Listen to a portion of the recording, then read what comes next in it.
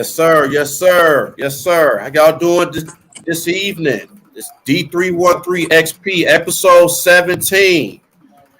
I am Steve, the New Breed 313 Sports. Got my man DC1 up in the building. What's up, man? What's going on, man? What's going on with you, man? Yes, sir. Yes, sir. Got a couple of special guests up in here. Got Dante in the building. What's up, Dante? What's up, brother? What's up? Yes, sir. Yes, sir. So our special guest today, needs no introduction. Two-time world champion, three-time amateur champion, 1992 silver medalist, one of the best heavyweights of all time, in my opinion. Flint's own, representing to the day he died. Yes, sir. Chris Rapid Fire Byrd is in the building. How you doing, Mr. Byrd? Hey, thank you for the introduction. Man. Yes, sir. Thank you. So what we're going to do, Mr. Byrd, being that you're our special guest, we want to give the platform to you. Tell the people that don't know who you are. Just tell everybody who you are, your background, fighting career, and everything. So the floor is yours, Mr. Byrd. Well, you said it. From Flint, Michigan. Two-time heavyweight champion. First of all, Olympic silver medalist. I had a pretty good boxing career, and I'm scheduled to fight in October. Coming back to boxing, I want to win another heavyweight title at my age. Yes, sir. I'll be 53 next month, but I still got it. So everybody, be ready for the slip master. I'll be back. Oh, okay. Yes, sir. Yes, sir. Yes, sir. Rapid Fire making a grand appearance, man. We definitely root for you to win that title. Yes, thanks. Because it's well overdue. You're gonna represent not only just Flint, but the state of Michigan, man. So definitely root for. We always got a special specialist in the heart, fan, for you. Definitely. Thank you. So we definitely appreciate that, man. So and then I saw during your amateur career that you fought 285 times. Yeah. That's crazy. How did you have enough in you to fight that many times and to be 275 and 10? Yeah, how did you do that? Man, I've been boxing since I was 5 years old. I come from a family of athletes, especially fighters. My father was an Olympic coach in 1992. I was on the same team with him. I started off, I was breastfed, on boxing. It's been in my life. My brother, 5 boys, they all box. And I looked up to them. I'm the youngest of 8 kids. I got sisters. One run marathons. The other played basketball. One still playing hoop at 63, still balling. So, we just an athletic family. And I had a lot of amateur fights. That's why for myself, I'll be 53 next month, coming back to boxing, looking to win a world title to be the oldest champion. Yes, sir. Okay. Yes, sir. Yes, sir. Definitely. And we definitely rooting for you. And we know you're going to win that title. We know. Yes. Break the record as oldest champion. That's my goal. Yes, sir. Yes, sir. Yes, sir. Yes, People sir. think I'm crazy, but I guess I am a little bit. But I can still have it in me all day. Hey, they said the same thing to George Foreman, too, when he came back. So it happens in this sport. I mean, you've even seen Mike Tyson even made a fight. So it happens. It happens. Anything can happen, and we rooting for it. Yeah, definitely rooting for it. Definitely. And fellas, y'all got any questions for Mr. Byrd? Yeah, man. I was like you on that when he fought over 200 something fights, man. I got a question. How was you scheduling that, dude? Like, because I know it take a long time to train. Yeah, but it was amateur. I had over 200 something fights. I had actually 308 fights total. It was we were boxing every weekend. My father would travel everywhere to give us fights, and just the boxing accumulated. Then it turns into tournaments. Then you get to another higher level, and you fight 5-6 fights in a week. And then, I end up in the Olympics 1992. Should have been a gold medal, but I came back with a silver. Yeah. Hey, man, we ruled for you regardless, man, because that's got to be like an accomplishment, man.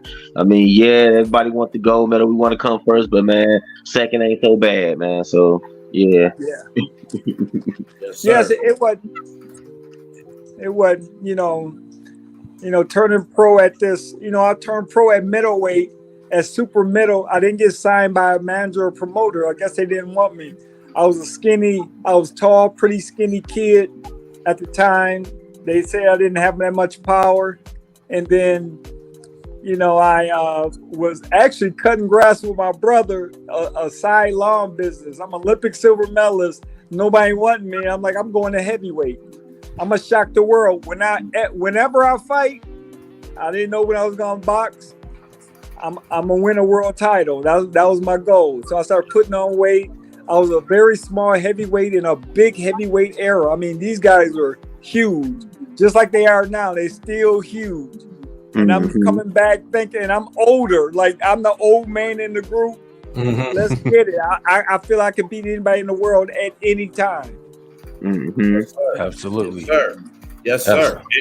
And you had that too, because even when you were fighting, and you fought in a great heavyweight time.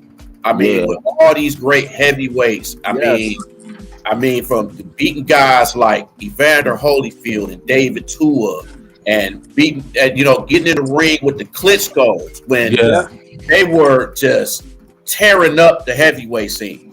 Yeah. And to do that, man, and to just have the record that you have during facing all these heavyweights and good heavyweights. And the competition was fierce. I mean, very, very fierce. What motivated you for that, man? I mean, I know you did, even fighting that, even in some of the losses that you had, but you still got back up, because a lot of fighters, even when they have a loss or have losses, it messes their mind frame up. Like, how did you come to a point to where you kept your mind good and just kept being positive? Yeah, I wanted to be champion. My whole thing was, how bad do you want it? I always say that to myself. How bad do you want it, Chris? Go get it. I'm the smallest heavyweight in the division. I won my first world title against Vitaly Klitschko. He quit after the 9th round. I weighed 208 pounds. He was 247. And I'm the first one. He was 27-0 with 27 knockouts. And he quits in the 10th round. He never even been to the 10th round. He knocked out everybody before that. Nobody asked, how did you get to the 10th round? And I'm the smallest heavyweight in the division. But my defense is point and is still on point to this day. Defense is king. Yes, sir. Yeah. Yes, sir. That's absolutely. And a lot of fighters. Oh, go ahead. I got a question for you, man. Because I box too, so I used to box too. So I got a question. Like, do you see yourself as a how can I put it? Do you see yourself as a combo boxer? Do you see yourself as a you said something about defense. You said you're a defense, so you basically come off the you can like counter punch a lot, huh? Yeah, I do counter, but is counter and make you wait for you to make mistakes. I make you miss. Okay. My biggest thing is to make you miss, frustrate you, get in your mind, and then shut you down. I don't care how big you are. If you miss it and you can't hit an opponent, what you gonna do? My defense is like Barry Sanders. That's my favorite player. I make you miss all day long. Mine too. Yeah. Oh, okay. So I like that, man. Yeah, definitely, man. Yeah. Yep. And you see a lot of guys that's really doing the same stuff that you doing, because you set a way for a lot of small guys going to heavyweight, because you see a lot of these guys that's doing that, and it's a lot more like undersized heavyweights now. Like when I see your style, I kind of see a little bit and a lot of heavyweights have copied your style too, and I've noticed that. And one person in particular that's boxing now that I've seen that is Dylan White. I've seen Dylan White kind of do kind of the same exact things that you doing and trying to follow. So I know to have people like literally do the same things that you do and do the counter punching and stuff, it's got to feel good when people is like watching your fights and learning your fights and everything, man. It's got to feel good. Yeah. They try to copy it. I'm left-handed in a heavyweight division where my whole thing is frustration. They get frustrated. Big guys, they fall apart. If you go 12 rounds, I'm a tough little man. When I come back to boxing, I'm still gonna be that little guy that's frustrating all these big guys. I'm older now, so I have it in me to really frustrate. I know this business real good. I know the business of boxing, especially when I get in the ring. You can't work with this. I'm telling you. I got the style. You cannot study for me. I am the test. Yes, sir. Yes, sir. You can't study for me. I'm telling you. I'm Yes, the best sir. in boxing. Yes, sir. Yeah. Yes, So, sir. right quick, I got a couple of questions I want to ask you, Chris. Before I get to that, I want to give a shout outs right quick to people that's on the panel, man. 0-16. I got to give a shout out to the Format Podcast, Bruce Hope. Thank you for coming through on the panel. Also, I want to give a shout out to our brothers out there, Detroit Dynasty Sports Network, Detroit, Big Willie, Big A. Cass and King, gotta give a shout out to those guys as well, man. To everybody that came through on retro recap. Just want to give a shout out to those guys right quick, man. So yes, man. So Chris, man, I got first question I gotta ask you. So I know you've been into boxing since you was a baby, since you was little. So the first question is, who is the boxer that you grew up love watching the most at your younger age? Who the boxer you? Honestly, my brothers. I always. I'm the youngest of the 5 boys. I watch my brother Ronnie, who is on a high level, in amateur. Then my brother Patrick. He's a year and a half older than me. He was #1 in amateur in 1987. Looking at my brothers was one thing, but when I was 11 years old, we went to the Junior Olympics in Colorado Springs. My mother and father saved up everything. We had a boxer from our gym in that Junior Olympics, and I seen Mike Tyson. He was 15 years old, and I was like, dang, I'd never seen that before in my life. I'd never seen a crowd for a junior move from one side of the arena to the other side just to see, I call him Boy Wonder. And he put on a performance. I'm like, man. And ever since then, I followed him. I wanted to be like him, but that's not my style. I had a different style, but I was a heavyweight. Mike Tyson, is my favorite. And I had a chance to speak to him many times, and I'm like, man, this is unbelievable. It's like, talking to Muhammad Ali and chatting it up with him, and just breaking stuff down. I mean, I loved it. Mike Tyson is my guy. And always will be. He's my favorite. Okay, Mike Tyson, one of the legends of all time, man. Man. Second question is, the boy Big Willie just took the words out of my mouth. Who's in the upcoming opponent? Who I'm fighting coming up? Yeah. We don't have an opponent. We got a date. It's I think it's October 18th. I think it is. I just seen it yesterday. My manager and everybody talking and getting me back in. I'll be 53 years old, so people think, oh man, he's old. Why is he fighting? Why? No, it's passion. I still got it in me till the day I die. I'll be fighting until I'm 90. Everybody talk about my health. How's your health? And doing this, I was in chronic pain for 11 and a half years. I beat that. No doctors, figured it out myself, changed my diet, got my life back. I wanted to cut my foot off. I had nerve damage in my foot. My joints were all messed up. I had a hip replacement. I was all messed up. I needed both my shoulders replaced. Got my life back. Got it back, and I said, I want to come back to boxing. I'm going to shock the world and show people you can do anything in your one life.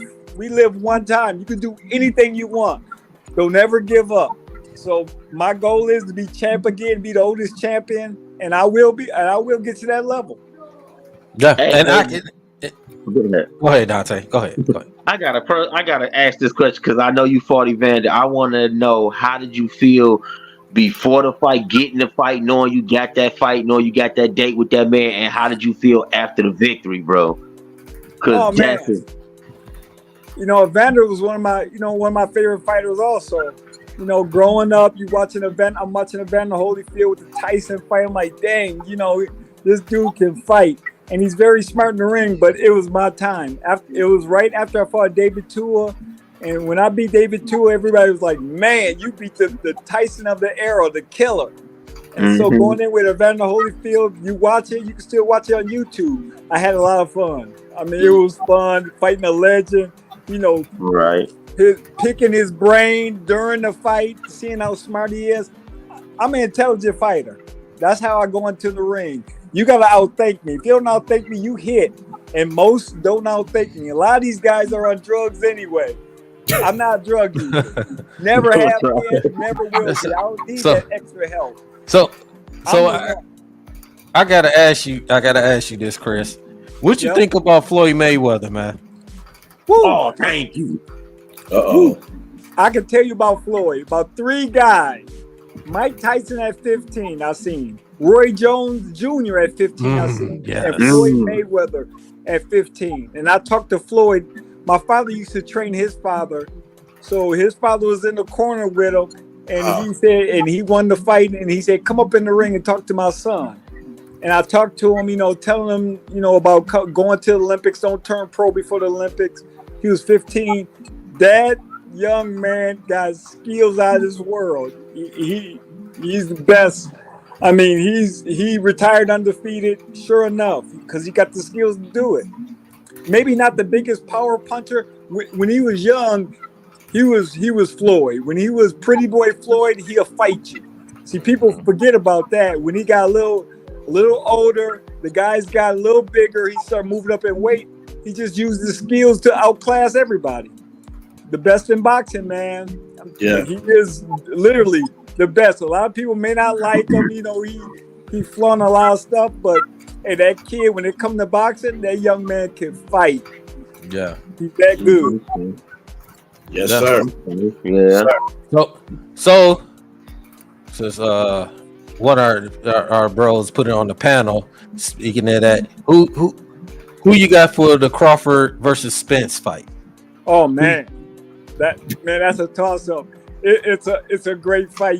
You got 2 guys undefeated, which I love, in their prime, fighting, and nobody complaining. They settle with the money. They settle with all the contract stuff. Now it's time to fight. You got an aggressive guy like Terrence Crawford. He's big. He's bigger, but it really doesn't mean as much. You still weighing at 147. And Terrence Crawford is a mover. He can move, switch up, right to left. He just, both of them very intelligent and very good coaching. With Errol Spence, his coach, Derek James, been coach of the year. I actually boxed him in Olympic trials. His coach, great fighter. So he has a great game plan and always has for Errol Spence. But at the same time, on the Terrence Crawford side, man, he can box. I mean, he got legs. He can switch up. It frustrates you.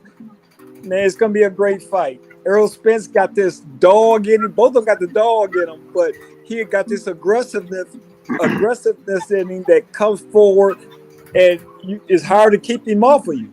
So we'll see how the adjustments go when they box. You're going to see during the fight, you're going to see all these different adjustments. You see all these different styles and, certain punches thrown. I just look at it. It's a pick'em fight, man. This is one fight I'm not going to say this guy is going to win because anything can happen. Absolutely. I got a question. Because I've been watching boxing, and it's one guy that sticks out to me, and I know you are a never back down type fighter. This guy, he came in as a YouTuber. I think you know who I'm talking about. I think it's Jake Paul. Yeah, I believe it is. Okay, do you feel? Now let me ask you this question, because you're a boxer. Boxer to boxer. I ain't been on no circuit or nothing like that. I ain't boxed no heavy. But do you think he's passionate or do you think he's playing around? Because I believe the England fighter Tony Barlow, what's his name, Bello, he called him out, and the dude don't want to fight him. Yeah. No, I think he's passionate. Definitely. But we're talking about high level guys going against a YouTuber. You need, more time. This game is no joke. Like, I've been boxing since I was little. Floyd and all these guys, we boxed since we were little. We know this game.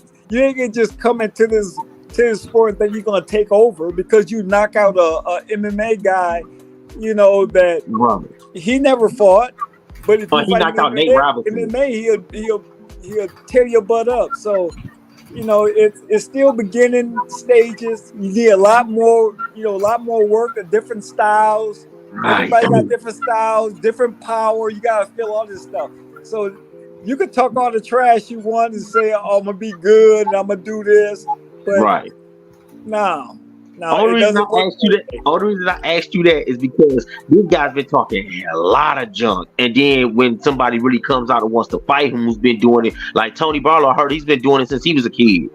Yeah, it's experience, man. That's why I asked you. None of these guys ain't calling me out. Are you kidding? No, they not. They know better. They know better. But it's experience. It's matter of fact, it's like disrespectful to us as fighters that's been doing it for a long time and been world champions. We're looking at you like, really? You want to get in the ring with me? Okay, let's do it. Then they'll back down. Okay, no, that's okay. I wouldn't do that to an MMA fighter. I wouldn't do that. That's disrespectful. Right. Dude said it too. Listen, dude said it. He said, fight me. He said, we can fight even in your backyard. We ain't got to come to Liverpool to fight. Fight me in your backyard and I will destroy you. Dude looked at that text and that tweet and was like, I ain't going to mess with that. I ain't going to even respond. And he never responded. No. Not at You're all. right. I mean, he's not going to do it. I mean, it's reality, man. This sport ain't no joke. You get knocked out. Yes. You get hurt.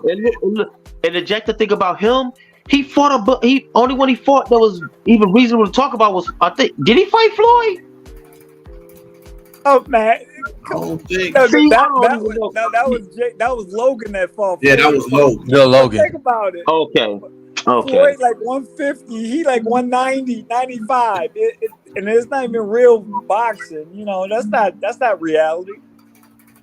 Yes, sir. Because in my opinion, I think Floyd and yourself are like two of the greatest defensive fighters I've ever seen. Yeah. Hands down. Yeah. Hands down. And it's like, and it's not, and I would say another guy I would put on that list is Bernard Hopkins. Yeah. Yeah. James Toney also flipped.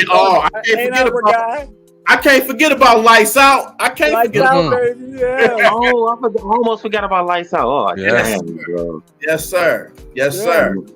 And I got a little fun fact, man. We're gonna go with who's the top 5 greatest boxers of all time, man. We're gonna start with you, Chris. We got Chris. We got to start with you, our guest, man. Who is your top 5 greatest fighter? Now, Chris, to add to that, just take yourself off of that list, and then just put your 5 on there. Put your 5, your personal 5. My 5, man.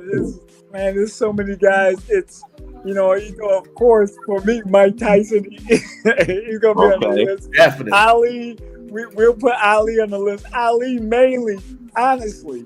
When you look at Ali when he was young. But his political stuff puts him on that number one, that pedestal. But man, it's so many great fighters I grew up watching, and my top 5 is, I look at, I can't even name, honestly. I've been in boxing so long, I've seen so many fighters. It's just I'm the guy I can't name 5 guys that because every time I name a guy, I'll think of another guy. I'm like, no, I can't say him. So it's just I wouldn't even disrespect the guys and say and leave out 150 guys opposed to naming 5. It's just a lot of guys, man. There's so many boxers that I love, that I watch, that that came around, that's fighting today, that's fighting in my era, that fought before me, fought in my father's era. There's so many boxers. I'm not even gonna name 5. Honestly, that'd be disrespectful to the guys. But I respect that, man, because it's so many great fighters, man. There's so many great ones. I'm gonna go with my top 5. I gotta put Ali number 1. I gotta put him number 1. Number 2, I gotta put Joe Frazier. Okay. I gotta put Joe Frazier number 2, man. Number 3, I know we all wouldn't even thought of. We get a lot of wouldn't even thought of with Ali and Joe Frazier. The other one we wouldn't even thought of for sure. Joe Louis. Oh, okay. Joe Louis, that's number 3 for me. Number 4, George Foreman. All heavyweight. George Foreman. No, dude, all heavyweight. And 5, I'm going with Mike Tyson. Dang. Man. So are you going strictly heavyweights or your top 5 overall? Overall. Dang, all heavyweights. Okay. Yeah. Right.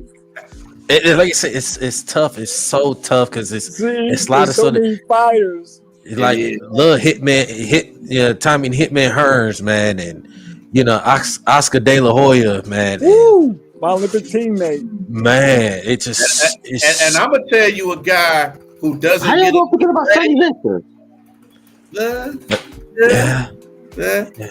See, and I'm gonna tell you what Chris talking about. That's what Chris is talking about. Yeah. So many. See, you just sat back and looked like, oh, I forgot about him. Yeah, and you can't argue either because so many great fighters. Yep. And I'm gonna tell you another guy who a lot of people don't talk about, but another good defensive fighter is Pernell Whitaker. The best. He's considered the best. Yes. Sweetie. Yes. Yeah. Too good. Too good. It's like the one guy that made you really look bad. Like his defensive skills was like, whoa. It's just something you just ain't seen. Like, wow, that's crazy. But it's Sugar Shane Mosley. Oh, that's my boy. Man. Yes. So many good guys, man. See, I can't. That's why I can't say who's the best or top 5 or top 25. Right. What was the one guy named Roberto? What was his name? Duran. Duran. Hands of stone, man. Yeah. Oh my God. Julio Cesar Chavez. I mean, just a great fighter. Man. What's the other guy name? Something Marciano? Rocky Marciano went undefeated. Boy was punching car doors. Yes. Punching car doors, bro. You punching car doors, bro. Like it was nothing. I mean, you could go to Marvelous Marvin Hagler. Woo! Yeah. Man. Sugar Ray Leonard. Yes, sir. Sugar Ray. Hey, Chris, don't mention that to Tommy Hearns. He get a little upset. He want to punch you. Don't mention that to him, bro. One time, he almost wanted to fight me. I said, "Oh, okay, champ. Okay." Yeah, don't do that. Don't do that. I seen a video of Tommy Hearns sparring with Muhammad Ali. I was like, "What?" And hurt him with a right hand. I have to put Roy Jones in there too because I used to love watching Roy Jones. Yes. Oh my God, bro. That peekaboo punch he used to do, bro. That jump was horrible, bro. Make you look at one hand and you looking at the one hand and he just hit you with the quick jab. You know man. Yeah. That's one of my favorites too. Just like every sport, man. You got a lot of great players. Basketball, football, hockey. You got great players. You can't name he's the best, and you got to look at somebody else. You're like, no, he's the best. So just a lot of great guys. I find myself, in the mix. I try to put my name in there. Like, I know I'm a great one, but everybody else think the same way. Yes, sir. Man, you were great because you had too many fights, bro. Hey, shoot. Man. I don't even think how many heavyweights even had that many bouts. I don't even think Floyd had that many bouts as you did. Well, that was amateur. I had 47 fights as a pro. Okay. Okay. So I had a lot of amateur fights, and I had my fair share at pro. I had a lot of fun. I'm about to have a lot of fun again. Yeah. Hey man, I think they're gonna be scared to fight you, bro. That's probably why they trying to scramble to find somebody. Somebody's scared, man. Yeah, but see, they saw your name. That's why. Perfect. At first they said I was too small. I was a small heavyweight, very small. Now they saying I'm too old. I'm like, that's what I want. So I want you to think I'm old, but you get in the ring with me, I'm gonna shut you down. Yes, they don't want you to. That's what it is. They don't want you to do that, bro. Because they like you gonna come here, beat somebody bad, then they gonna be looking crazy. Like, oh yeah, I'm like, dang, I have a big gray beard. I'm your daddy. I'm gonna spank that ass. You're like, I may be old, but I can still teach you some lessons out there. Hey, that's probably like you said. That's probably why he waiting on a fight right now. They probably. They like, no, dog, I ain't finna go in there and get knocked out. Like, oh yeah, but more than getting knocked out, honestly, when I was boxing, I had literally the whole division on lock. Nobody wanted to fight. Defense is king. You can say, when a guy knock you out, well, I got caught. But if I go 12 rounds with you and I beat you every round, what you gonna say? You got your ass whooped. You couldn't figure me out. You couldn't do this. You can't. You can't study for this test. I'm the hardest test to fight. Yes, sir. You can't study for this. I'm telling you, my skills are. I'll be 53 years old. Think about that in sports, and I'm still looking at being the heavyweight champion of the world. These guys are 20 to 35. That's it. And I'm 53 and I'm still doing it. I still feel good. I still can shut you down. I'm just a good athlete, man. I keep myself in shape. I'm ready to go. Yes, and sir. I'll challenge anybody in the world, and I'm only gonna wear about 212. These guys wear 250, 260, strong, big, but mentally they're gonna get shut down. Right. Hey, question. What was your most disappointing fight you saw, television-wise? Or even in person? Disappointing fight where you just was like, man, no. You was like, that man shouldn't even climbed in the ring, dude. Like, he should have just called off sick. Oh man, I can't even think, man. I could probably answer that for you. That was that Nate Robinson fight. Oh, see, those not fights. He ran in there, got trained, bro. I know a fight. I know a fight in particular. I don't know these guys' names, but I remember it was a fight. I think it happened a few years ago. It was on ESPN, and these two guys got in the ring, and right when the bell started, one of the guys literally left the ring and left. I'm not sure. Yes. Yep. If you look at it, the bell rung.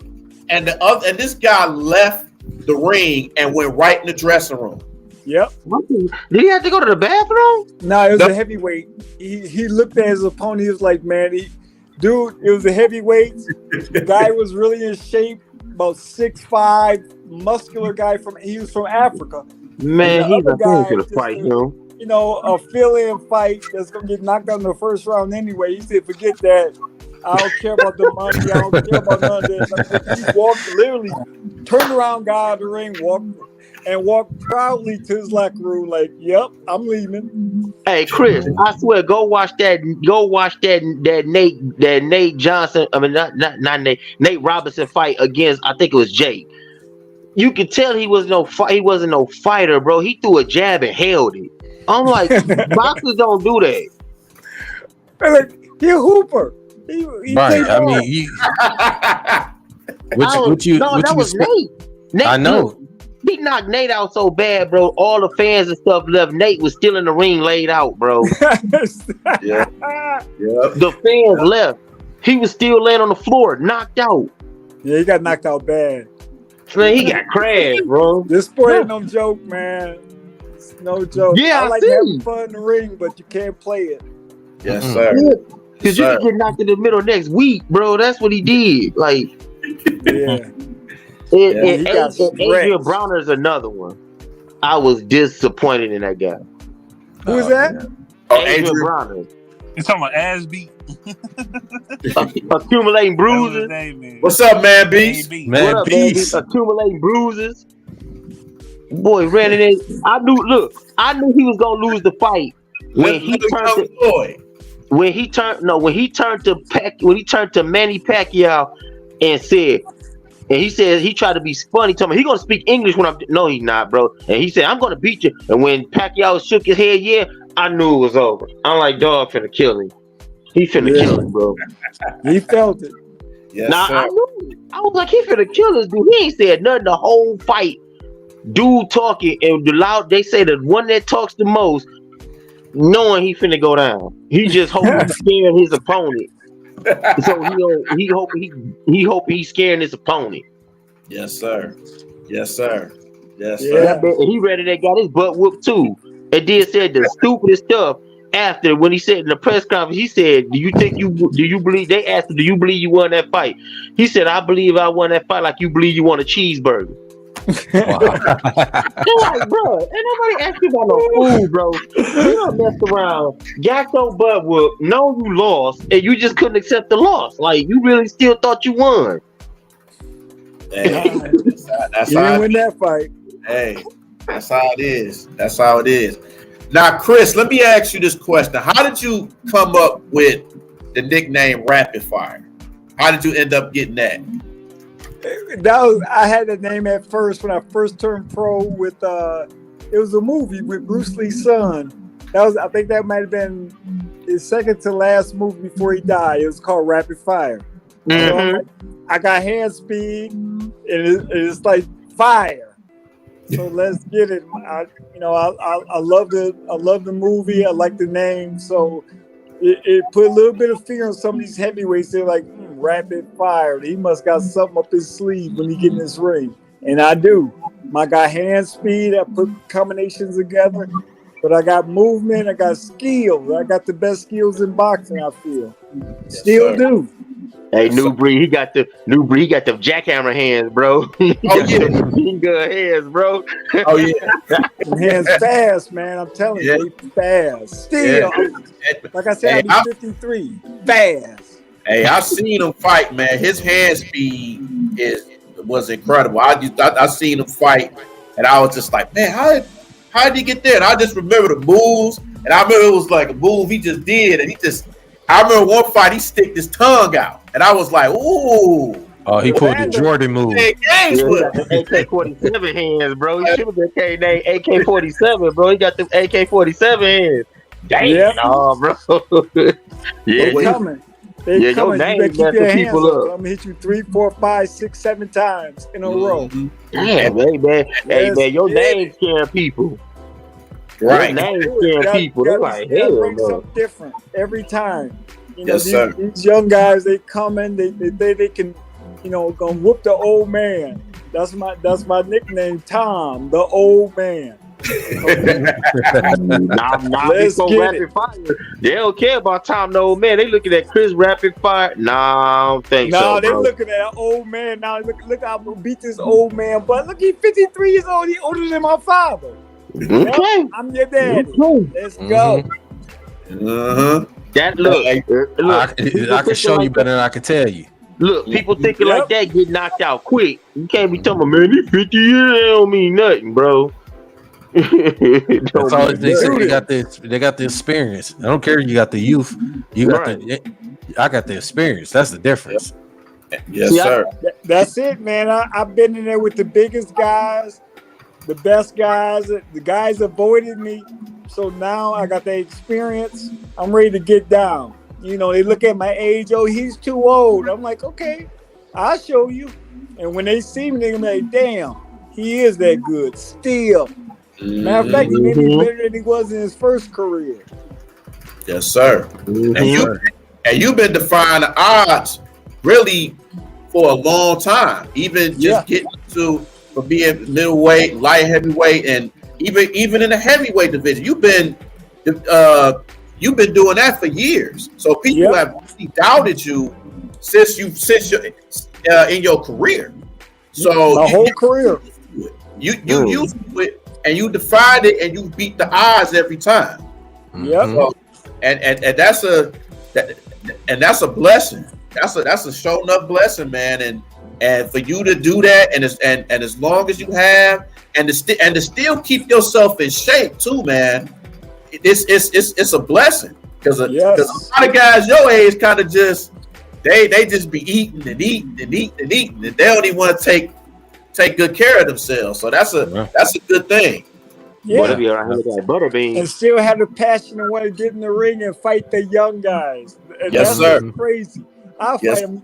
You know, like I said, I'm a daddy. I'm your daddy. Age.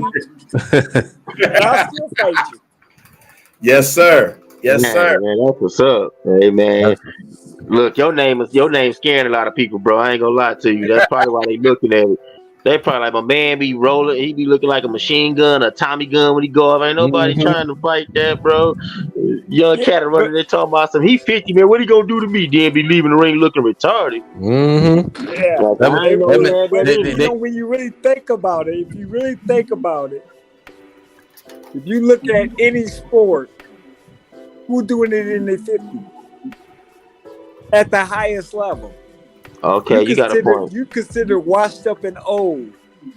And so these young guys gonna look at me like I'm washed up and old. I don't want to hurt this old man. I'm like, okay, we'll see. So I have the passion of a young guy, but that age of an older guy.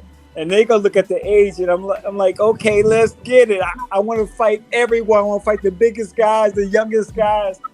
I just want to prove myself that I am one of the best to ever do it. Yes, sir. Ever.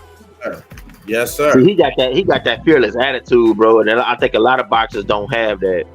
They really don't. Let's get it. You gotta have it, especially when you get older. Most of the time, you break down at around 35. You get close to the end, and most of the time it's at the end. I had my so-called end. I was in chronic pain for 11 and a half years. I beat that. I had nerve damage. I needed both my hips replaced, both my shoulders replaced. I was all jacked up. And after I came out of that, I'm like, I want to win a world title. I beat that. I fear nobody or nothing. Being in chronic pain is the worst ever. I wanted to cut my foot off. So it was bad. And then, after I healed it myself. The doctors didn't know what to do for me. They left me for dead, literally for dead. Wow. And I beat all of that. I mean, I overcame that, and I said, man, I can do anything in my one life. And I'm going to come back and show the world you could do anything one time living. You ain't nothing else, man. Just get to the highest level in anything you do. And that's for me. Get to the highest level again. Yep. Yes. And it's a mindset. It's a mindset. You know, you put your mindset. You focus, and you know that. That's why it's like you say when you talk about Chris, it's very important. Even at the end of your career of whatever you do, you always want to try to make sure you try to stay healthy and try to keep your body in shape. And much as probably even the older, because your body breaks down the older you get. So it's very important that you try, like you said, you have that one life. You try to live it the best of your ability. So and it's best. Yes. So you try to do everything. You try to do the right things and live, live a healthy lifestyle. Like you said, you had surgeries of hip surgeries. You had been through chronic pains for 11 years. What I'm saying, and for you to overcame that. I know you've been through some ups and downs, but your mindset, you never gave up. You fought through it, and now you look younger. You look younger. I don't care. You 50, you 53, but you still look younger. You feel younger. You out there. You're ready. You go back out in that ring. Yes. Knock some young heads out. Gotta tell them black don't crack, Chris. That's right. Black don't crack. It's funny because when you look at food, I was addicted to food. I moved up. I was a middleweight going to heavyweight, and I studied food. And when I went to the doctors with all my joint problems, I'm all jacked up.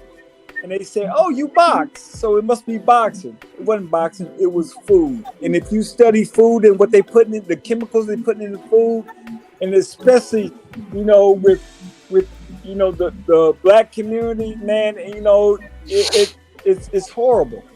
And we're allergic to a lot of these different foods. When we came, our ancestors came here from Africa. We didn't bring our food.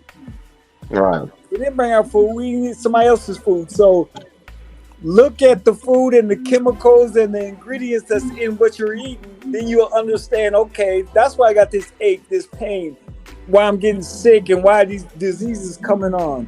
You gotta study the food. Dr. Sebi was a big one to me. When I started studying Dr. Sebi, I don't know if you ever heard of him, but yeah, I heard. He was the one. A lot of us hear about him, but we don't want to go by that plan because the food tastes too good. They hijack your taste buds, man. That's what's happening, and all these chemicals is literally killing, and making people sick. It's on the rise. And if you look on TikTok, the social media app, get that app. Look on TikTok. Almost every video is talking about food now. How poison the food is. Don't eat this food, you're gonna get sick. Don't eat this, don't eat this, don't eat this. And I'm telling you, I was the one. I was addicted to all this food, this sweets, all this meat. I don't eat no meat, wheat, dairy, sugar. I don't eat none of that stuff. I want to live. I've been through my pain, and I'm not going back again. And I'm telling you, when I got my hip surgery, we do a pre-surgery. You have to go to the doctor. They tell you about your hip surgery before you get it. I looked around. I'm 45 years old at the time. Everybody else in there was like 75 or over 70. I'm like, why am I in here already? Mm-hmm. So it's coming. If you ain't got it now, it's gonna come if you don't change the way that you think about food. I'm telling you. And I tell everybody, and people look at me like I'm crazy. Oh no, I don't want to hear about that. They hijack your taste buds. I'm telling you, man. I'm eating food now that I never liked.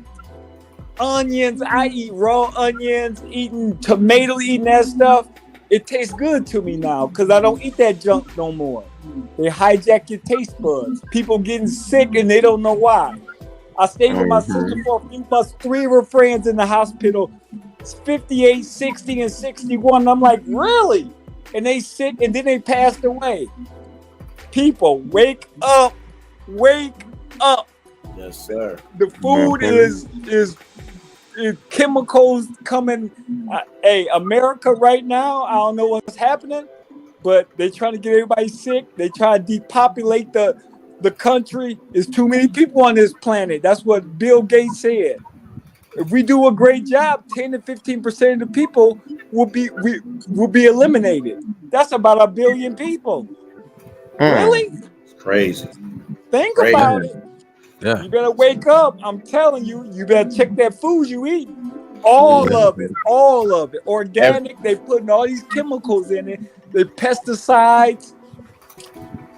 And I try to tell people, so since I'm on this podcast and people listening, just look at it. If you got aches, pains, the doctor's giving you pills. Really? Pills? Yep. Just to prolong you, bleed your insurance, and you still get sick and die at the end. My mama died at 75. 75. And we think that's old. Come on, you got Asian countries, they live into 140, 150 years old because of their diet. Because of their diet, they live into 140 and 50. Think about it, that's life. and her life done at 75. And we think that's old until you get 75. Like my mother, she was like, dang, man, already? It's over? Died of some kind of cancer. Hey, people wake up. That's all I gotta say, man. Hey, I was sick, and I understand how this stuff go. I never go back. And that's why I can come back to boxing at 53 and feel great. I bet y'all feel better than these young kids. They eat all that junk and I'm putting all that trash in their body like I used to do. But no more. So, being a doctor and being sick is a business. Remember that. If you ain't sick, they don't got a job. They can give you a pill. But ask the doctor, when I take this pill, when am I going to get better? When do I stop taking this pill? When am I going to get better? You won't. Never. You're going to keep taking that pill until you die. That's what's going to happen. If you don't change, you're going to die. So, especially black people, y'all better wake up. You're going to be sick. And they look at me like, oh, man, you crazy, man. Them ribs good. Them Doritos good. Okay. I'm just saying, hey, wake up. That's true. Yeah. That's true. That's true. Especially in Africa, we didn't bring our food. Remember that. Our ancestors didn't bring our food. Yep, that's true.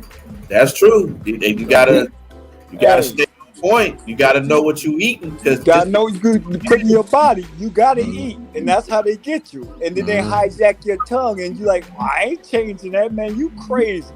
Okay. So you hit a certain age, and all of a sudden you breaking down, you sick, you like, damn. And all they're gonna give you is a pill here, a pill there. That's what they was giving me. And luckily for me, I was allergic to it. I couldn't take it. Because if I did, I would have been taking the pill to this day.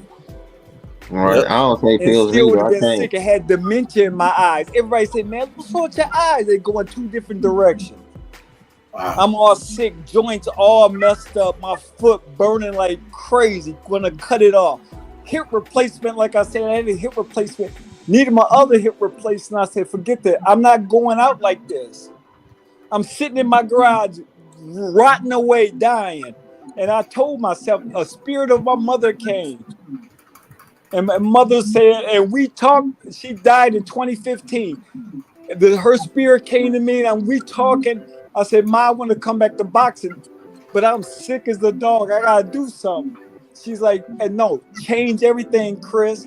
Get your life back. You can do this again. Yes, sir. And sure enough, as soon as I changed my diet, I'm eating the meat, wheat, dairy, sugar, everything. As soon as I changed my diet, the first month, I'm starting to feel better. I'm like, damn. And there was a lady, Tammy Thomas. Her name is Tammy Thomas. She came help me out with cannabis. I never smoked, did anything with weed. I thought it was the devil. It helped me out. Cannabis did. And now look at the cannabis. It's corrupt. It's all, you go to dispensary, it's all chemicals.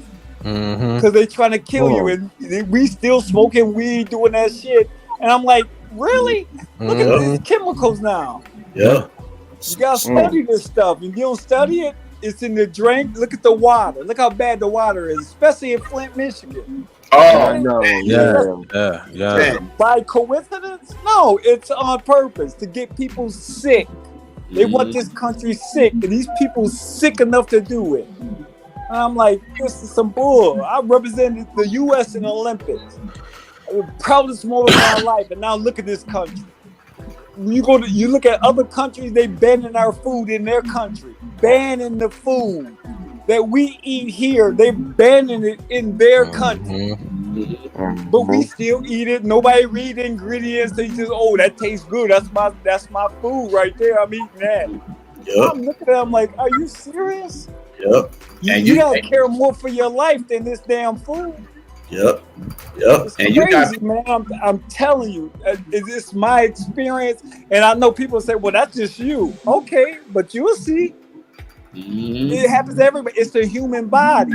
The human body wants good food. It wants stuff in there, and so you can be energized, so you can be live, so you can be on point. No, it's chemicals to everything to shut your brain down, to shut your body down, your heart, everything. Mm-hmm. They want to do it to you. I'm like, man, this is a sick system, but Yes, it is. they got you. It's getting worse. It's getting worse, and they You know, it's getting way worse. Way scary worse. You're like, damn, what am I gonna eat? And that's what people say. I'm like this, don't eat nothing fast. Shit. Hey, how is the water in Eat Flint very still little. bad? Fuck that. I ain't going out like that. It's still bad in Flint? It's my The language, water? but I'm like, man, it's crazy. It makes me upset because if I wouldn't have got sick, I would have never known. I just would have been walking around being in pain, but still eating the same stuff and wondering, why am I like this? Yep. Nah. And the doctors don't want to tell you anything because they just only gonna tell you what you want to hear. Yeah, So it's they got nobody wants. It's about the money. Yeah. Right. And you get better care. You get better care overseas than you do in this country. Wait. It's crazy, man. Mm-hmm. I'm just. That's my bit. I mean, a lot of people they look at me. They don't want to change, but they have to bring it up now. If they bring it up, I'm like this. I'm gonna tell you about it. But if you don't, I'm just gonna walk away. I'm like, man, y'all eat that. Hey, good luck to you. Mm-hmm. Yes, sir. You gotta love your life more than this food, where they Yes, hijack your taste buds, and it's just crazy, man. Yep. Your body is the temple, man. It's And you the got temple of the Bible says the body is the temple of the Holy Spirit. And you see most of these church people, what do they do after church? Going to these restaurants that's killing them. Killing them. Yes. Killing them. No Absolutely. research. They do no research. They just go eat like crazy. Next thing you know, he's sick. You see the pastor dying. You see his cousin die. You see this person. You're like, really? Mm-hmm. You're like 50 years old. Come on. Yep.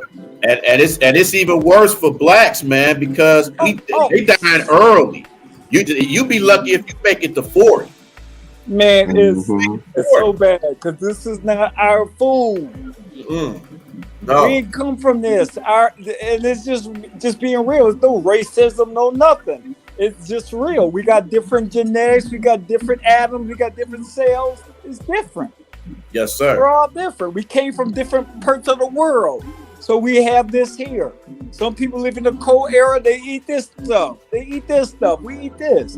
So it's serious. But we just keep eating. Oh, it tastes good. Shoot, I'm eating that. And you know us, we can cook. And everything is greasy and fried. And come on, man. Yep. Sugar. You gotta wake up and say, hey, I'm gonna be sick in a little bit. Yeah, everything got a lot of sugar. If it ain't got a lot of sugar, it's a lot of salt. Yeah. Yep. Sometimes both. Yeah. You know what I mean? And the stuff is not real. It's not even real. It's all artificial. They make it literally meat in a laboratory now. In a laboratory, you eat laboratory food. It's GMO, genetically modified organism. It's genetically modified, and people will still eat it. No, that organic costs too much, and now they're trying to spray the organic and make you sick with that. Like, really? You pay a little bit more for organic, and you complain about it? Really? Yeah. You really don't care about your life like that? See, and Chris, that's just another example of just because it's organic, don't mean that it's good for you. No, it don't. You gotta do heavy research on the foods you eat. Be very selective and be like, oh man, I ain't eating that. I can't. I'm gonna be sick. Yeah. You may not feel it now, but hey, if you see the ingredients and you put, if it's more than 4 or 5 ingredients, why are you putting that in your body if you can't even pronounce it? I'm like, you don't even know what that is, but you will put it in your body. Yeah. You 20 words in it. It'd be 20 letters in this one word. 20 letters. Forget it. It tastes good. I'm gonna go eat it. Nah, it don't work like that. There's consequences to this stuff.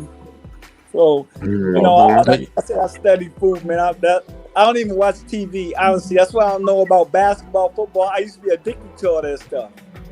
Until I got sick, I'm like, no, my life goal is to study the food and help people too. It's not me putting my stuff on them.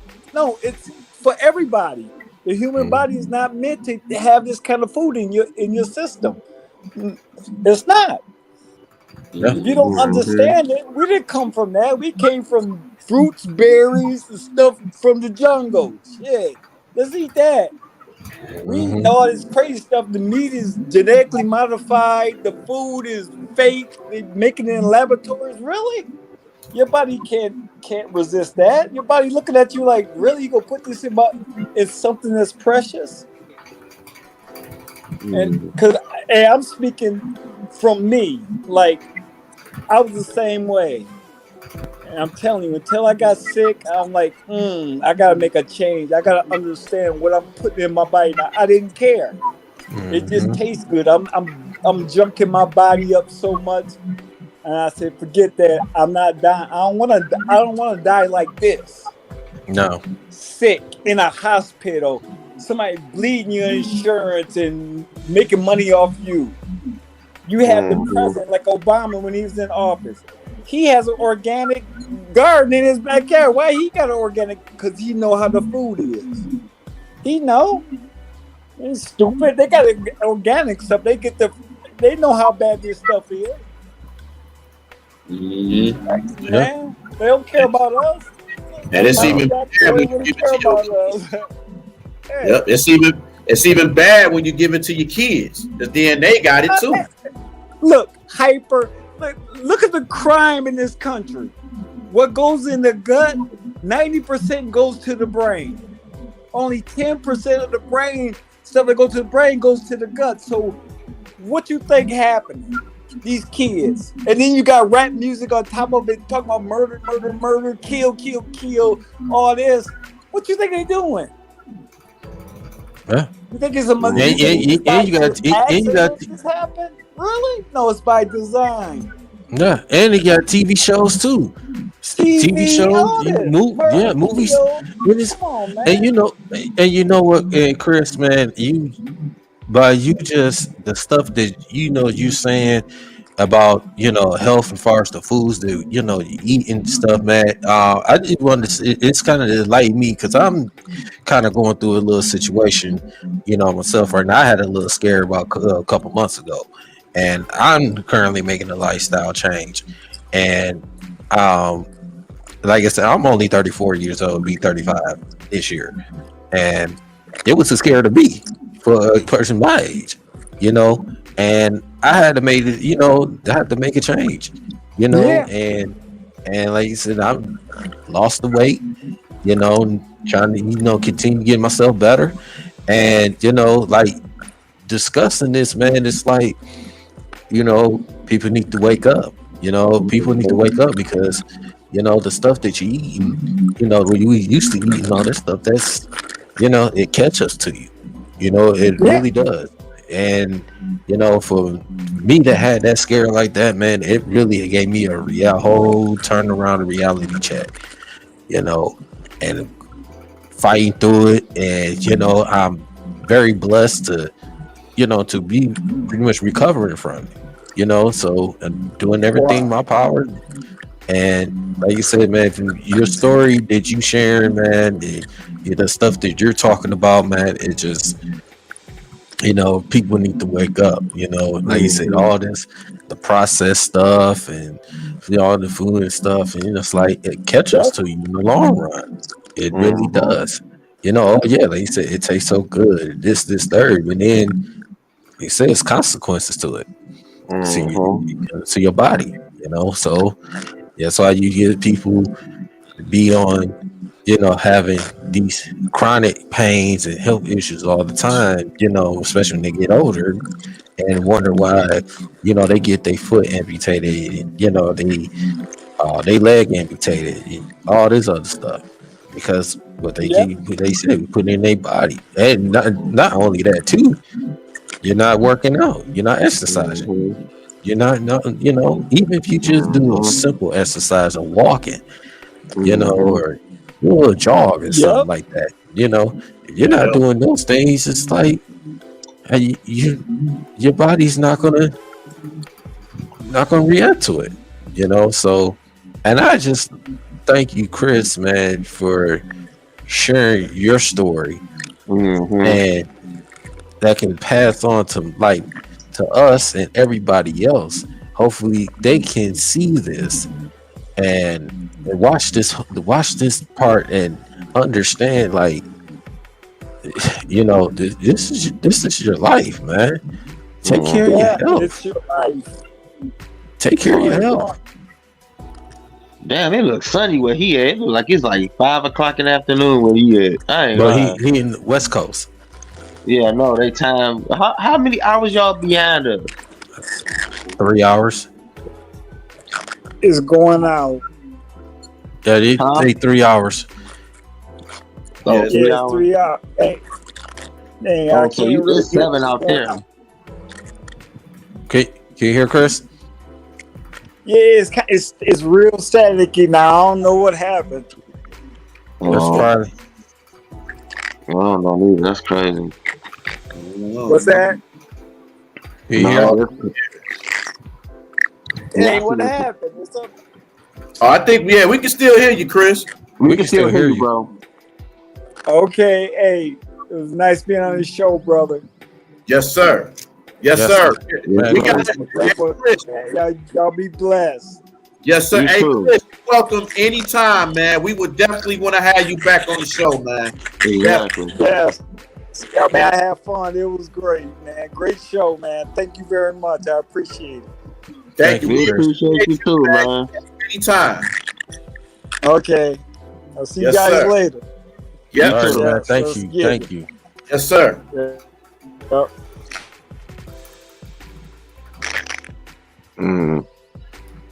Oh, he went out. Yeah.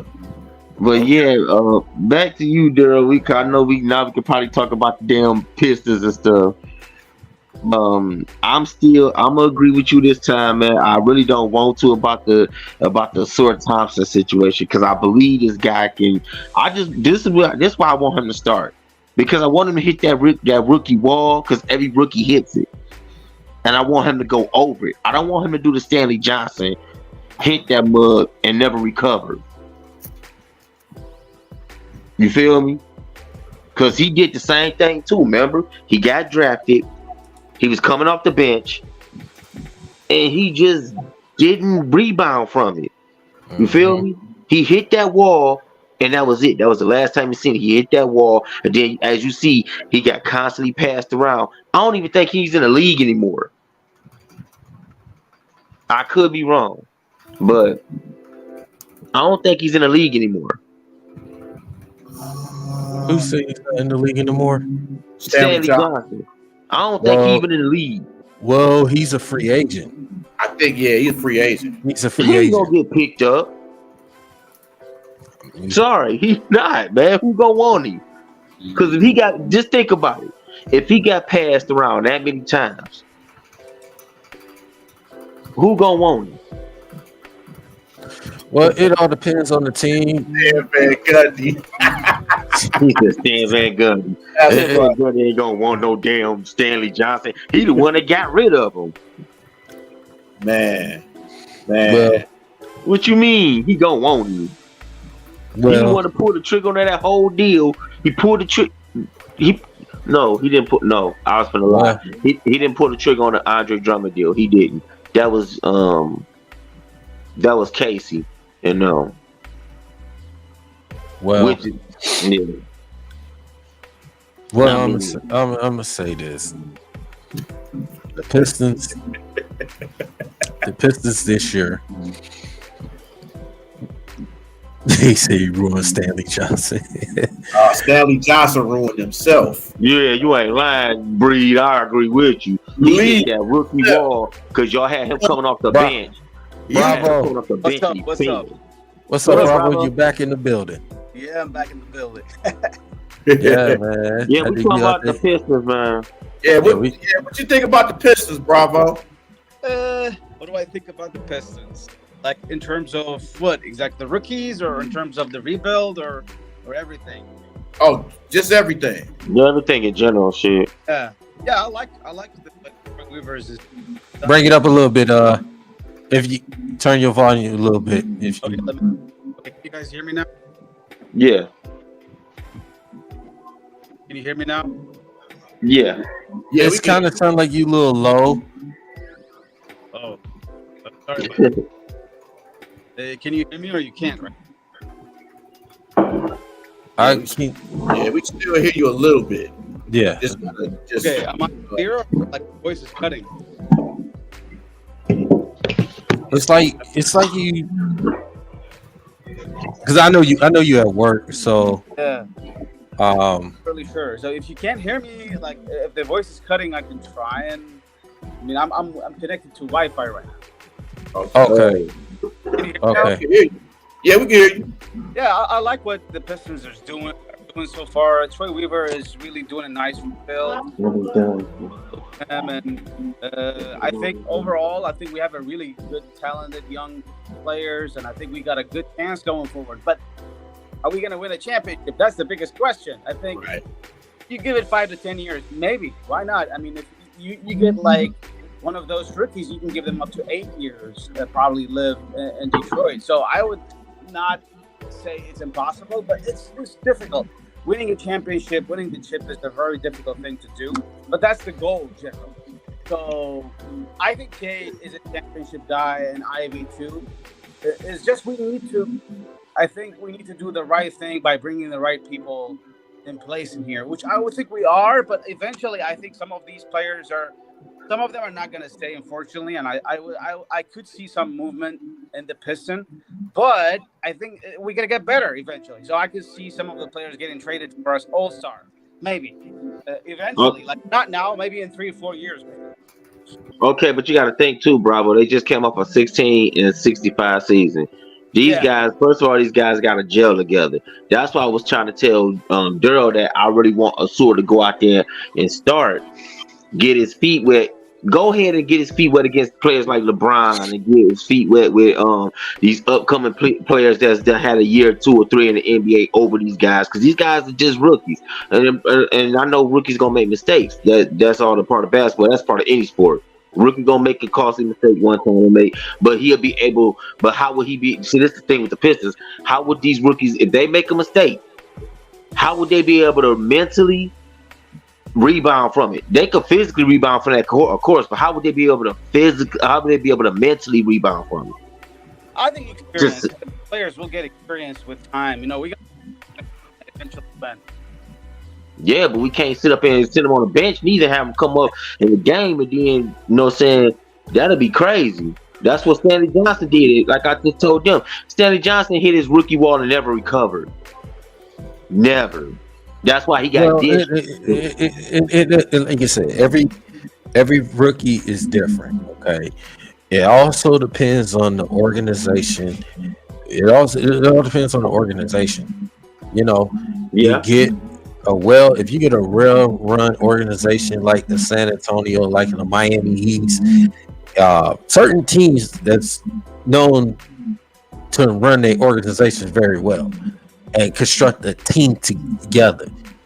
Mm-hmm. You know, you that's second to none. But in a situation with the Pistons, this is now we've been in this restoration for 3 years.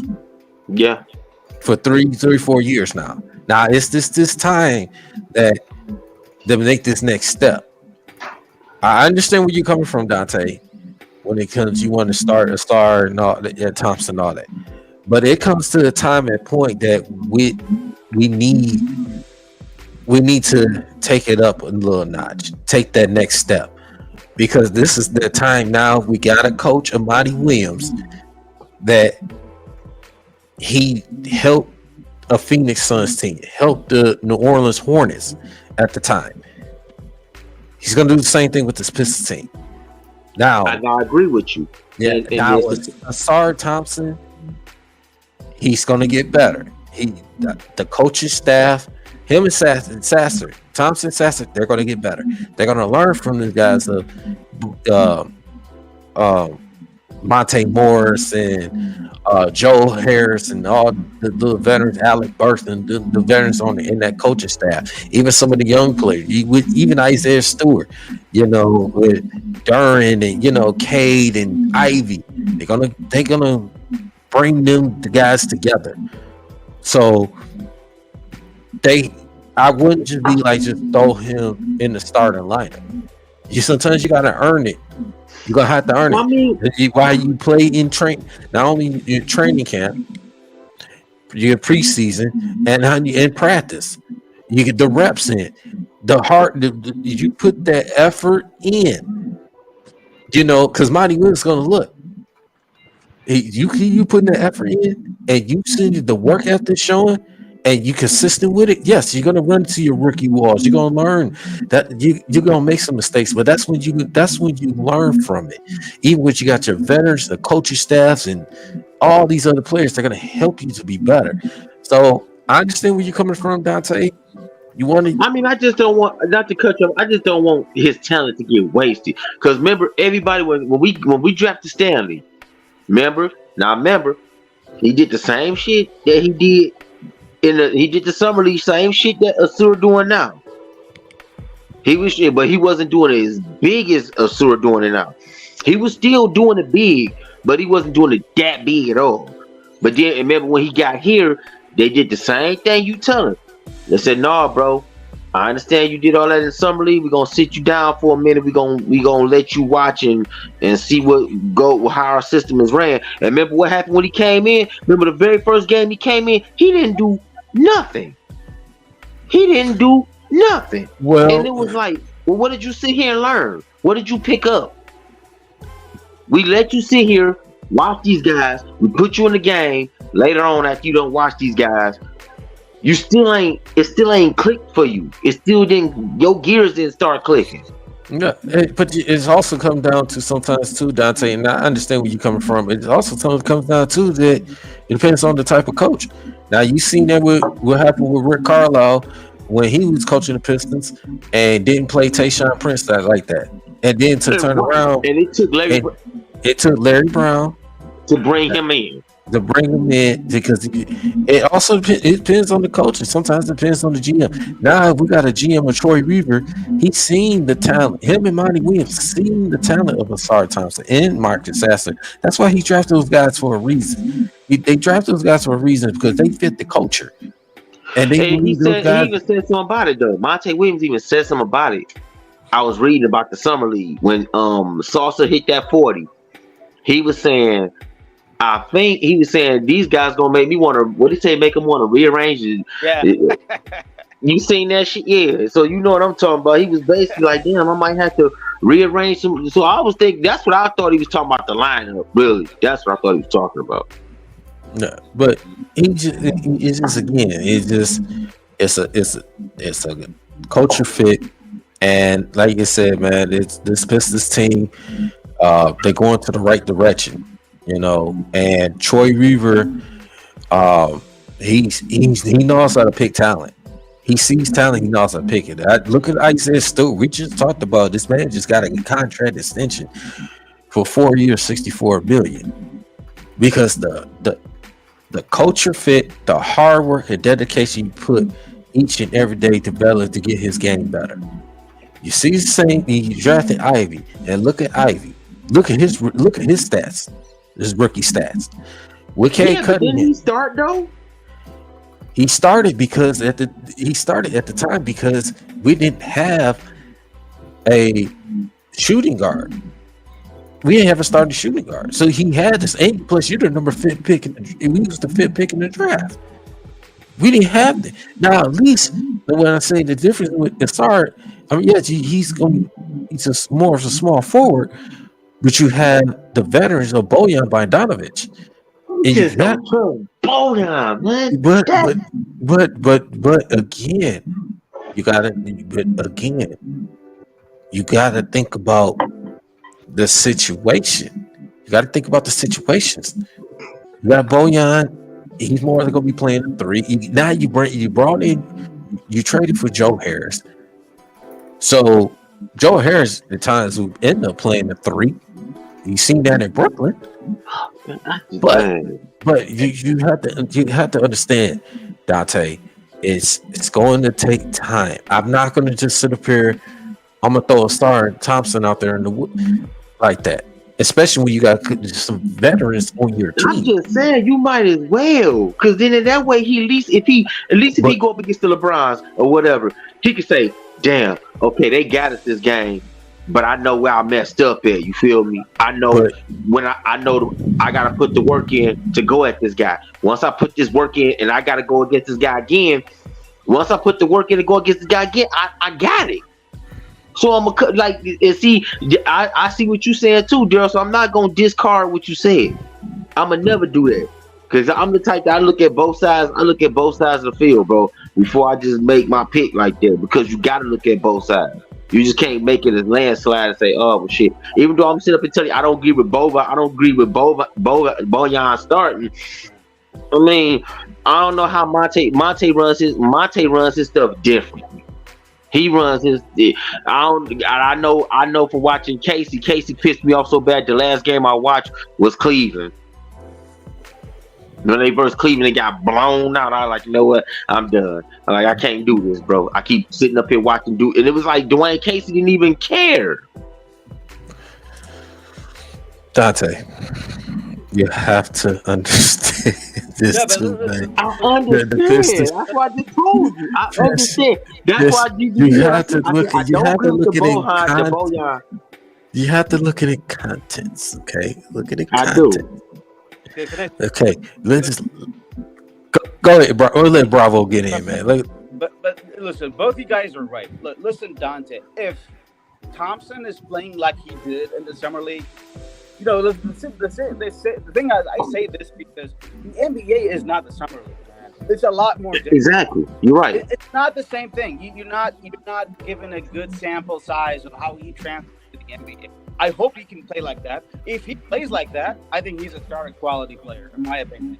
And you start him over, like, just move forward. Why not? But I don't know if he will translate. So the reason why he might not be ready, it means that he might need to be off the bench for the first few games and then see how he does. Okay, this is what I was trying to tell. This is what I was trying to say to Daryl. I was saying, if you got a guy over here hot, he comes. So say if I just drafted Daryl, and Daryl going ballistic, and I'm at the game watching this shit, and I know I'm about to be coaching this guy after he leave this.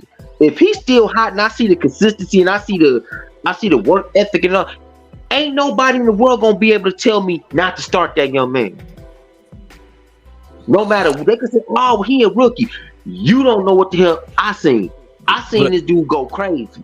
And it ain't just one game he went crazy. It ain't just 2 games he went crazy. He been going crazy the whole year, the whole summer league. But again, that's the summer league. It's I know it's different. Yeah, so I mean, it's a totally different when you actually play in the real game. Right, you're right. Because Sauce ain't gonna hit them 40 points. He ain't gonna do that in the NBA. No, right. But Dante, you have to understand this too. Okay, you see players. Let me give you an example. Look at Lou Williams in his career, Jamal Crawford in their career. Okay. Guys, you think they should be starters. Right. You know, look at their careers. Especially they came off the bench. Giving you buckets. 20, 30, 40 points off, 50 points off the bench. And you would think guys like them should have been starters. But you know why they not starters? Because the roles of they can help the second unit coming off the bench. That's understandable. So Derrick Rose. Look at Derrick Rose. Derrick Rose was once a starter, once the best player. Right, until his injury. Yeah, and now he coming off the bench. And he playing his role. It's all about it. Depends. It's all about the style. It's all the style of play. You know, for each team. Every team is different. So Just because you've been a big name player doesn't mean you're gonna be the automatic to be the starter. Right.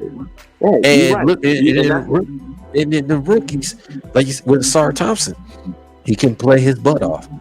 But sometimes it could be a situation. Hey, you know what? I might need you to come off the bench to help this second unit. And I see where you're coming from, because you can't. You basically, I hear what you're saying. You basically saying you can't put all your eggs in one basket and think they're gonna do something. Because what happens when them eggs, or what happens when these guys are tired and the second unit come in? You still got a second half of basketball to play. So if your second unit don't do shit and they flop, your starters had y'all up.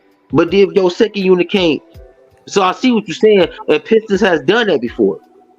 Like you said, it goes back to the Tayshaun thing.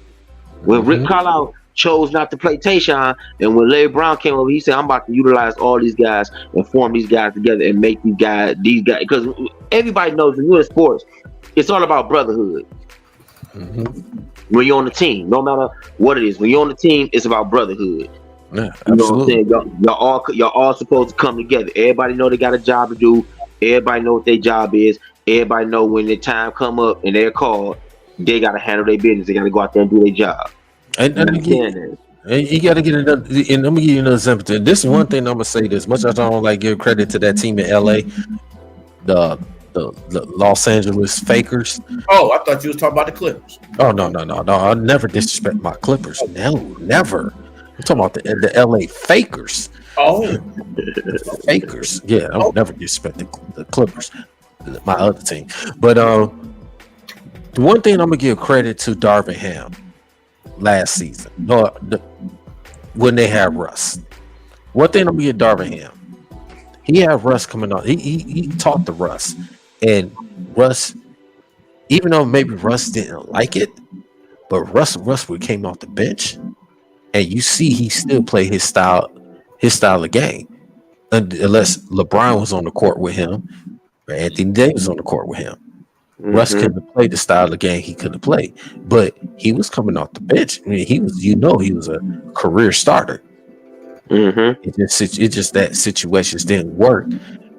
That's why they end up trading him, and he ended up bought out, with the Clippers, and from there.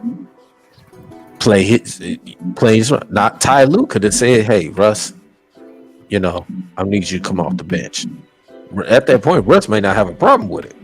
At this point, but he's gonna start over in Los Angeles Clippers, bro. You know he will.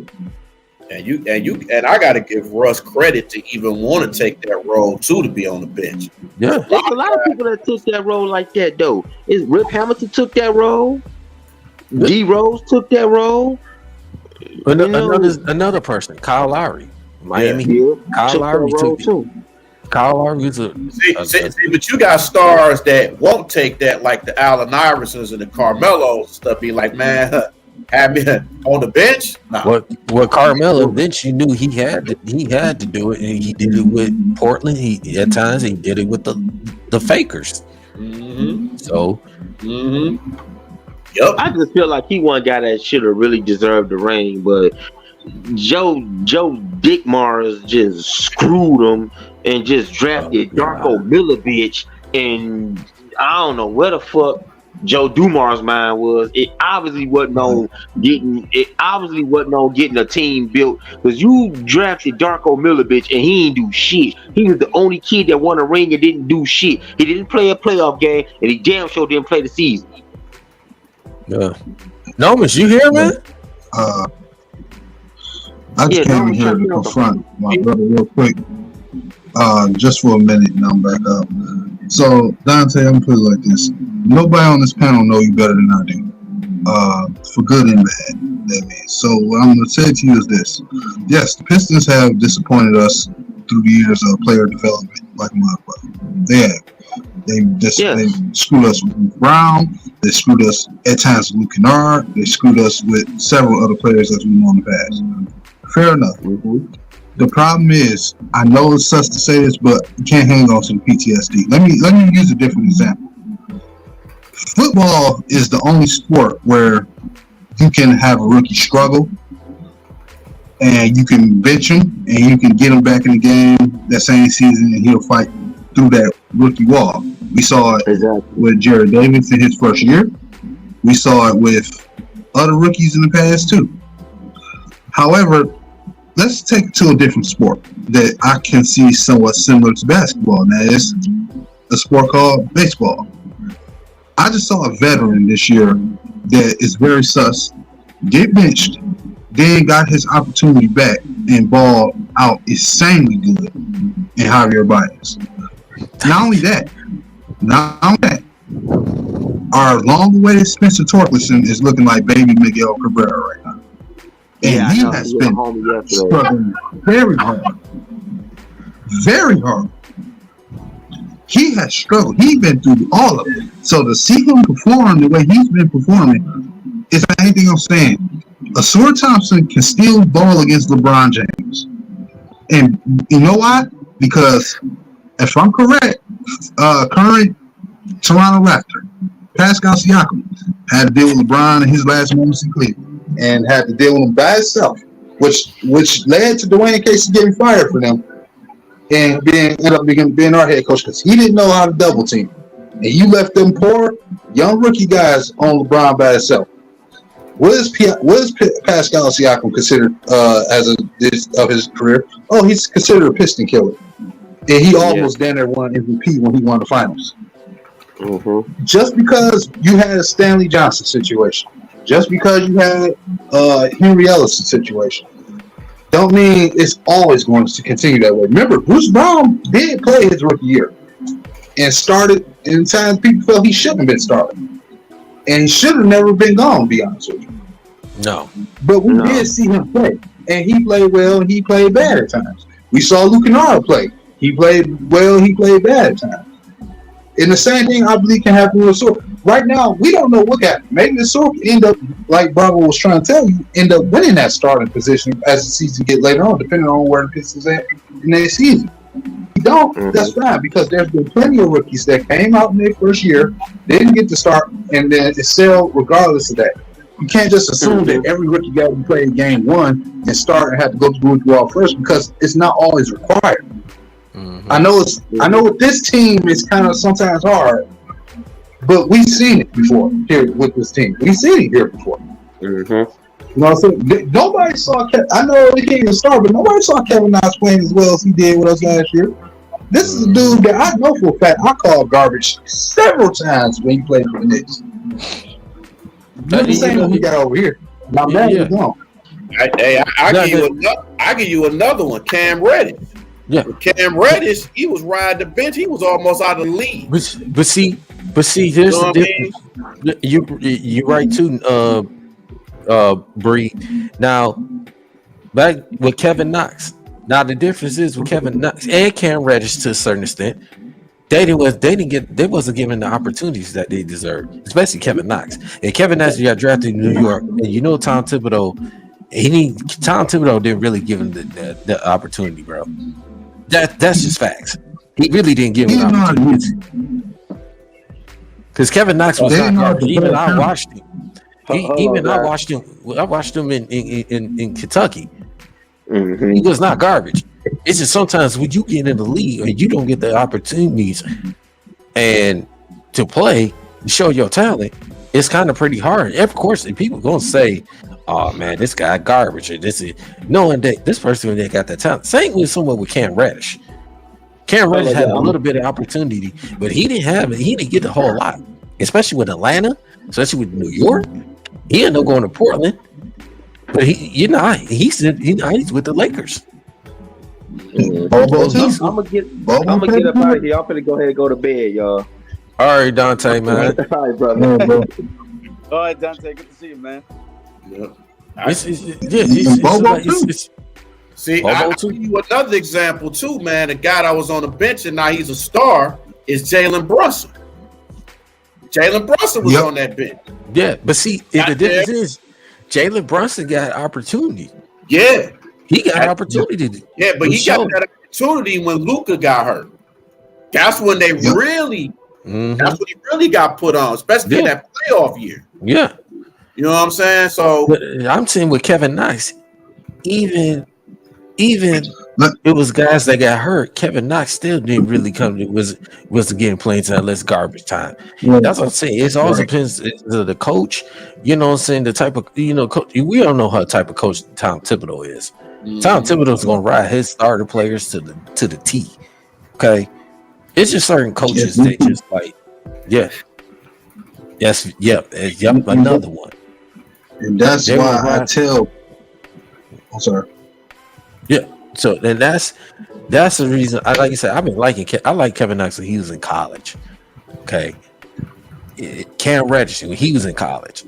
It's just some players that get drafted and they get in the teams. They just don't get enough opportunities to play. Just imagine if those guys would have played, they got the opportunities. They would have a bigger role. They probably would have a bigger role what they have now. Instead of keep getting bounced around. There are guys. How many times we see guys in the league that shouldn't get bigger roles, but they getting bigger roles playing than the person that has more talent than them? How many times we see that? We see that a lot. Are you talking about my boy Jeremy Grant? That ain't right. You want to use that? That's just saying. You want to use that? Go ahead. I'm just saying he did ball out in the playoffs against Kawhi Leonard, and that's what helped him got the case. He got what? He took our deal because it gave him more opportunity. You mean guys like Jeremy Lin? You mean guys like Jeremy Lin? Yeah.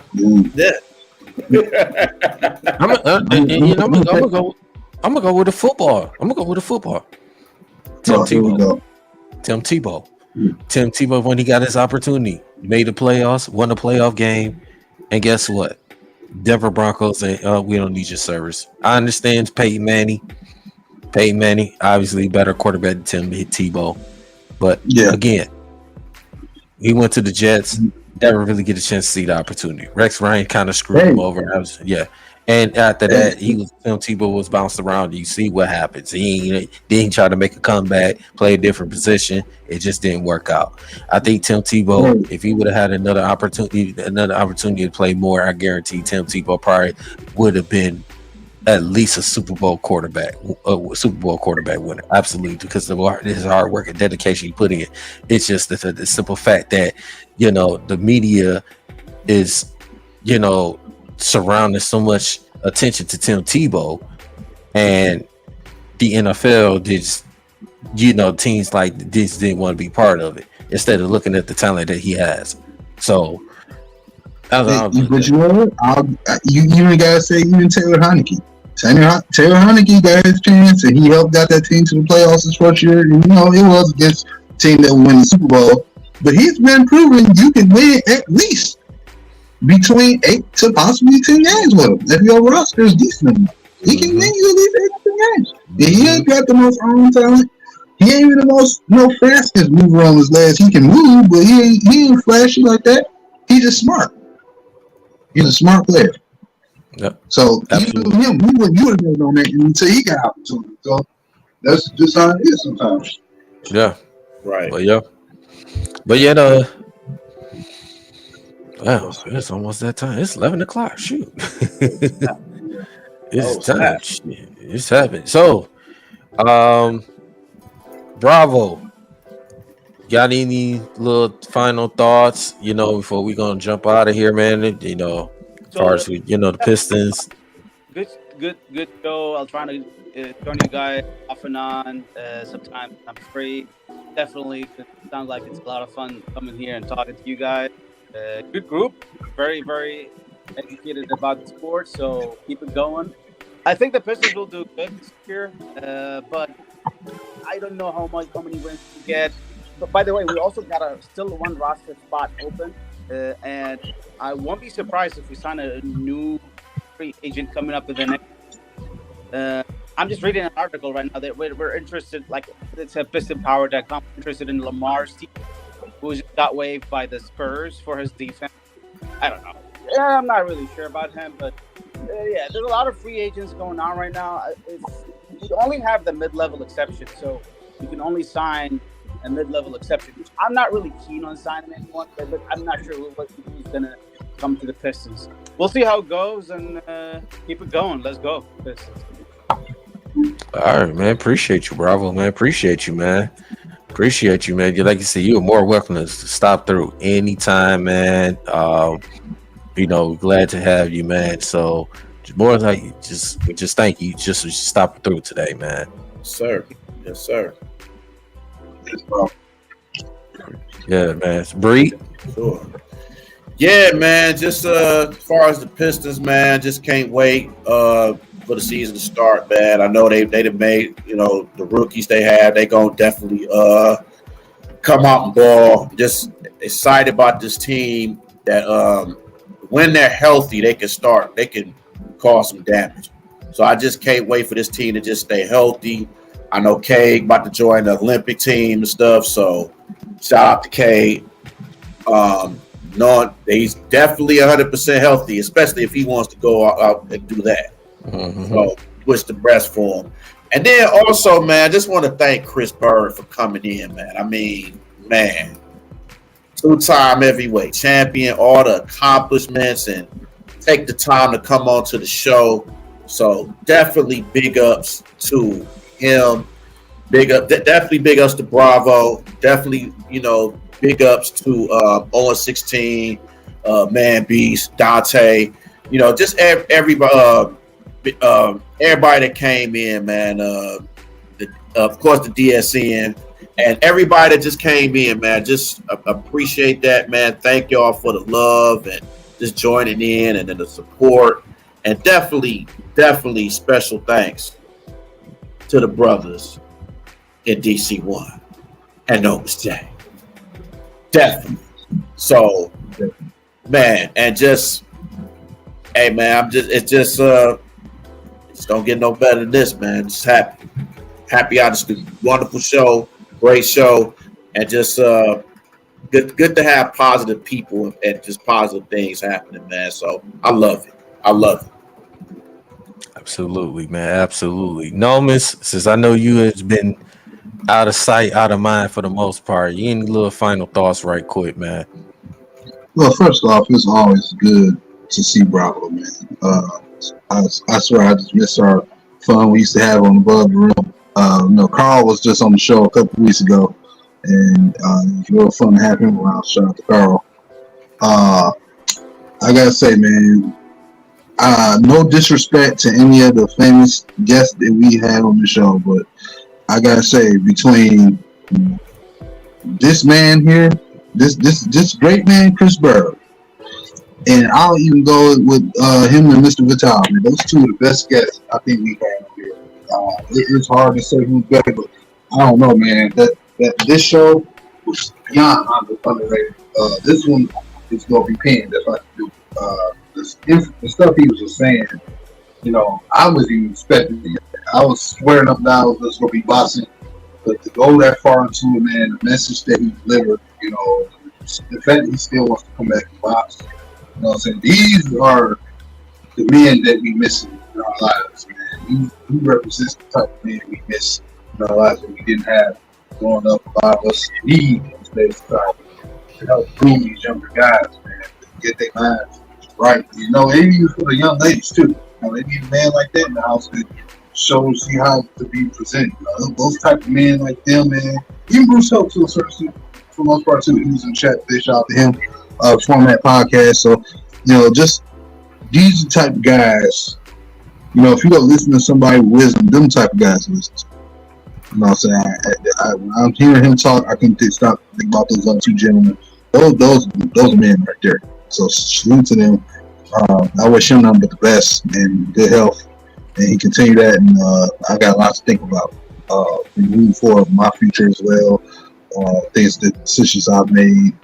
Saying like that. So yeah, I've heard those type things before, but the way he just brought it out just so randomly, I guess because it was on the platform we share too, that's probably why. But yeah, man, be patient with the sports teams, y'all. Much love to you, brothers, of course. And Daryl, I'm passing on to you, and I'm out of here. All right, man. Listen, man, it's been another great show today of D313XP, man, episode 17, man. Listen, it was, man, having Chris Byrd, man, sharing his story, man, was just unbelievable, man. Like you said, just what he went through, fighting, he kept fighting, kept fighting, just trying to, to keep his health together and it shared that story, like you said, I know I haven't shared as much on my end, except my brothers out here, they know, I was currently had a little scare, my situation, but it taught me a lesson. Really, and then hearing from what Chris has went through, you know what I'm saying? It's like you can change it. It's up to you to change it. It's up to you. You care about your life, you're going to change it. You're going to do what's best for you. You want to see your families, you want to see your kids and grandkids and, nieces, nephews and all that. You see, grow up, you know what I'm saying? You got to take care of your health, man. Take care of your life, man. And to hear that from him, man, that's how he broke it down, man. It meant a lot. It meant a lot, man. And it was him coming in, he's sharing his boxing stories and just talking boxing. And it was just it's really huge. It was really huge, man. So would like to thank Chris for coming through and on our show. Also thank Bravo. They said if you coming through and on the show, man, like we told you, let's have you anytime, man. So you more welcome to stop by anytime. And Bree, man, you did a great job starting hosting the show, man. Appreciate it. And so you did a great job. So yeah, it ain't enormous. I know you've been in and out situations, you have to handle. But I appreciate you, brother. I appreciate you. Mm-hmm. So we trying to keep this going, man. So but yeah, I'm not gonna do my final thoughts with the Pistons and Lions. I'm actually a little tired. And actually a little tired. You got to go to bed. So I start driving these buses in the morning, dealing with the art fair. Yeah, art fair. Yeah, Bravo know what I'm talking about. He's seen it. He's seen it. That dang art fair. Yeah. It's gonna get worse to Friday and Saturday. I don't even want to speak on it. But yeah. I'm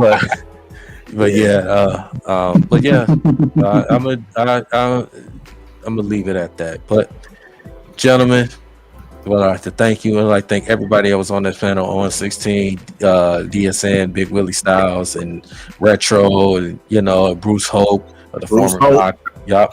The Bruce Hope. Yup. Shout out.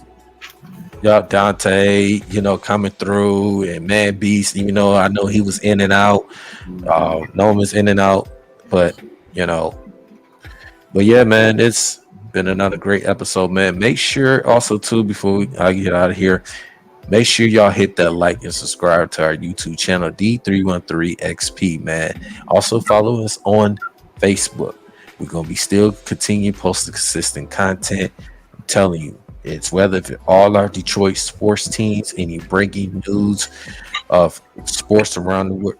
Make sure y'all stay tuned to that, man. Y'all we continue to post on our Facebook page, on our YouTube channel. Please make sure spread the word. Follow us on Facebook. Hit that like and subscribe. Spread the word. We're trying to continue to build this thing going. So please spread the word. Bravo, spread the word. Myself keep spreading the word. Bree keep spreading the word. Gnomes keep spreading the word. Every people that was on the panel, spread the word, man. D313XP is taking steps. Yes, sir. Yes, taking steps. So sir. Yeah. But yeah, man. It's been another great episode. Let's get out of here. That's for myself, DC1. No, Miss J. Bree. We out of here.